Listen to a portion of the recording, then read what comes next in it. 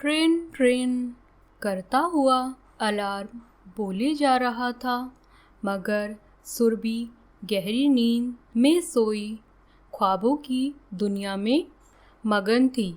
Alarm के कई बार शोर मचाने पर सुरभि नींद की गहराइयों से बाहर आई। खुद को अच्छे से जगाकर घड़ी पर नज़र डाली तो चौंक कर उठ बैठी। अरे यह क्या, 9 बज गए। आज तो बहुत देर हो गई।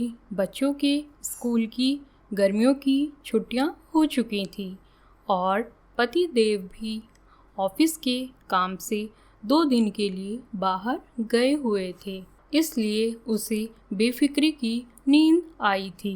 जिस दिन काम ज़्यादा हो उसी दिन देर होती है, कहती हुई सुरभि बेड से उठ खड़ी हुई और साथ में बच्चों को भी जगाने लगी।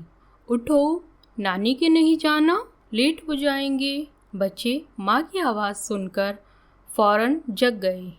उन्हें नहाने और तैयार होने का बोलकर सुरभि नाश्ता बनाने किचन में चली गई।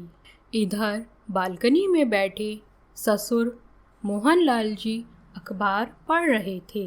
रात से उनकी तबीयत भी ठीक नहीं थी, खांसी भी लगातार परेशान कर रही थी। सुरभि को आवाज़ लगाते हुए मोहनलाल जी बोले, बहू नाश्ता दे दो और चाय में अदरक ज़रूर डाल लेना, मुझे खांसी में फ़ायदा करेगा। तभी सुरभि ने आकर जल्दी से नाश्ता बाबूजी को पकड़ा दिया और वहाँ से चली गई। कमरे में आकर उसने और बच्चों ने भी नाश्ता किया। तभी सुरभि बच्चों से बोली, मैं किचन से काम निपटा कर आती हूँ, तब तक तुम देख लो कुछ सामान छूट ना जाए और बैग तैयार कर लो। इतना बोलकर वह किचन जल्दी जल्दी समेटने लगी और फिर कमरे में आकर झटपट तैयार हो गई। सब सामान पैक करने के बाद उसने देखा बच्चे कमरे में नहीं हैं। वो उन्हें ढूंढते हुए ससुर जी के कमरे में पहुंच गई। बच्चे वहीं पर दादाजी के साथ खेल रहे थे। यह देखकर सुरभि बच्चों को बाहर भेजते हुए गुस्से से बोली, बाबूजी, बच्चे तो नासमझ हैं, पर आप तो समझदार हैं। आपको कितनी ही बीमारियां हैं, अगर वो मेरे बच्चों को लग गई तो उसका जिम्मेदार कौन होगा।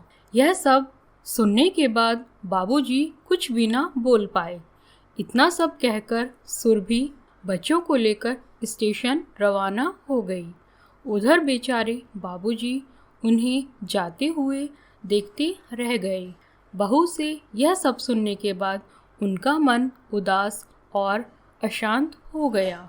पत्नी के गुजर जाने के बाद वो बहुत अकेले हो गए थे और फिर बढ़ती उम्र के साथ बीमारियों से भी उनका नाता जुड़ गया था। अब बस जीवन के आखिरी सफ़र में हिम्मत पोते पोतियों को देखकर ही जीवन बिता रहे थे।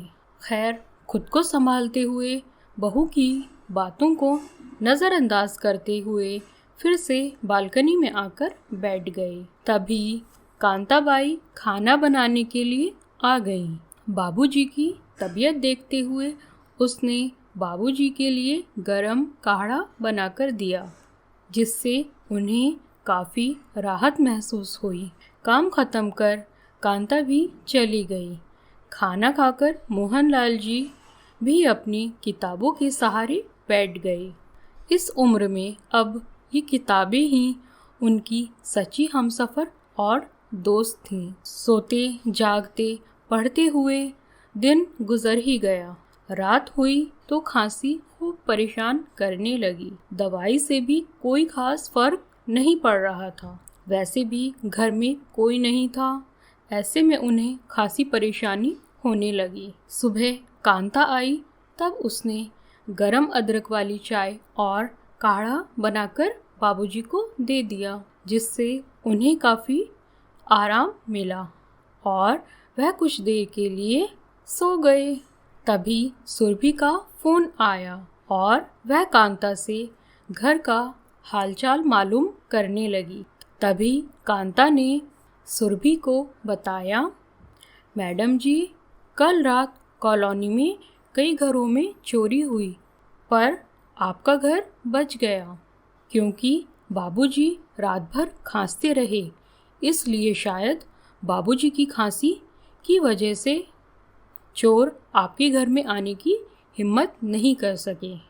यह सब सुनकर सुरभि काफ़ी परेशान हो गई। अब उसे बाबूजी और घर की फिक्र होने लगी।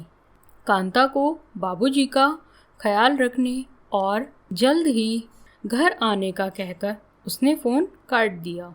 अब वह मन ही मन शर्मिंदा होने लगी। उसे अपने बर्ताव और कई बातें याद आने लगी जो उसने चलते वक्त बाबूजी से कही थी।